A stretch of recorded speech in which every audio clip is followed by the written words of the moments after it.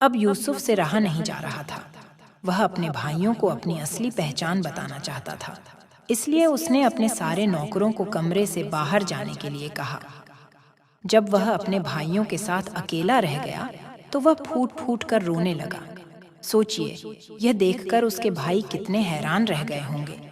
उनकी तो समझ में ही नहीं आ रहा था कि आखिर वह रो क्यों रहा है।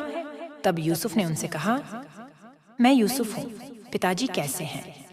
ये सुनकर उसके भाई चौंक गए। वे इतने डर गए कि उनकी बोलती बंद हो गई। लेकिन यूसुफ ने उनसे कहा, घबराओ नहीं, मेरे पास आओ। जब वे उसके पास गए तो यूसुफ ने उनसे कहा, मैं तुम्हारा भाई हूँ यूसुफ, जिसे तुमने बेच दिया था। यूसुफ ने उनसे प्यार से कहा, तुम इस बात के लिए खुद को दोष मत दो कि तुमने मुझे बेच दिया था। यह सब परमेश्वर की मर्जी से हुआ है। वह चाहता था कि मैं मिस्र लाया जाऊं ताकि लोगों की जान बचाई जा सके। अब फिरौन ने मुझे पूरे देश का अधिकारी बना दिया है। इसलिए तुम पिताजी के पास जाओ, उन्हें ये सारी बातें बताओ और उनसे यहाँ आकर रहने को कहो। फिर यूसुफ अपने सभी भाइयों से गले मिला।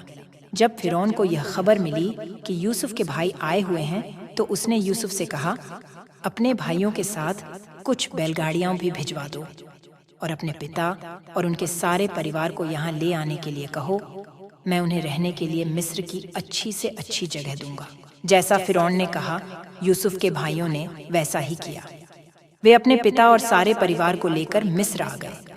देखिए, यहाँ यूसुफ कैसे अपने पिता से गले मिल रहा है।